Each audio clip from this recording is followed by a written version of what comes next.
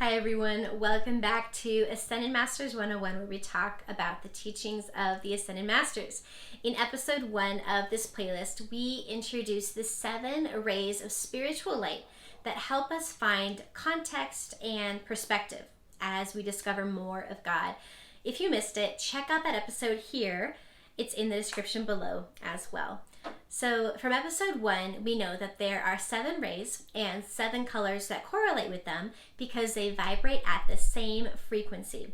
In this episode, I'd like to add one element to this, and that is that each ray carries certain virtues and godly attributes that make it truly unique. I feel like the virtues are what give each ray their distinct, unique characteristics and help us to tune in to the feeling, the sense of each ray.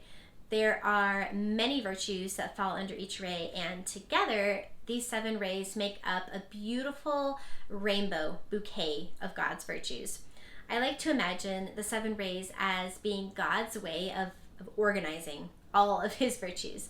So as you study the virtues on each ray, you may notice that some are similar yet slightly different, and these are the different hues, the different tones of the same ray, and they give us a rounder, a more comprehensive feel for the qualities of each ray. So, by the way, these virtues are not things that we observe and admire and then move on from. God does not want to be the only one holding the virtues bouquet. A huge theme in the teachings of the Ascended Masters is that we are intended to follow in the footsteps of those who have gone before, just like Jesus, Mary, Gautama Buddha, and countless others. We are meant to begin putting on more and more of God as the days and the months and the years of our lives go by. We are meant to be continually transforming ourselves into more loving, more patient, more forgiving versions of ourselves. We are meant to be gaining mastery in all of the 7 rays, and the virtues or the qualities on the rays are a fantastic way to begin practicing this because they are so tangible, they're so practical. Have you ever met someone who seems to have taken on a greater than usual amount of God? People who just seem to radiate joy and peace or love. When you interact with them, you feel almost as if you've touched a tiny piece of the hem of heaven. And when they leave, you feel like someone has just graced your home with radiance and light.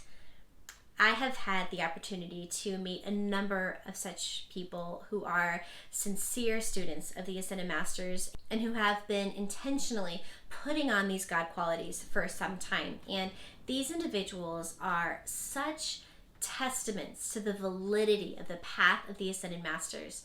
They are light bulbs of compassion and happiness and wisdom, and you just want to be around them all the time. It feels good to be in their aura because their auras are bristling with virtues and vibrations and colors of the 7 rays that those virtues correlate with.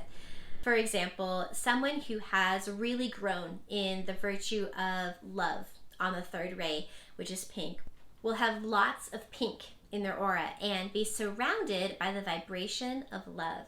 And even if you can't see auras, which I think most of us don't, you still pick up on it clear as day. I mean, loving and kind people don't need to wear a sign saying, I'm a loving person. People just know, especially children, I feel, are really attuned to these vibrations. There's a story in the book Sweet Mystery of Life written by Evelyn Dykeman, who is a student of the Ascended Masters. And in her book, she tells the story of a woman named Edith, who is another Ascended Master student. And she says, quote, Edith was very loved by children. Everywhere we went out to eat, and if any children were near, they would run to Edith. She would hug them and pat them and say, you're such a beautiful child. I just love you. And they would smile at her and hug her some more. Everywhere we went, a child would notice her, end quote. So we wear these virtues as clearly and tangibly as if they were clothing, and we are meant to expand and grow these virtues within us as we progress spiritually.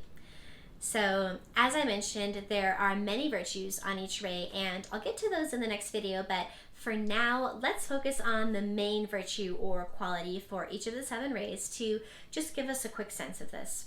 So these qualities are listed on page 59 of the book, The Spiritual Quest.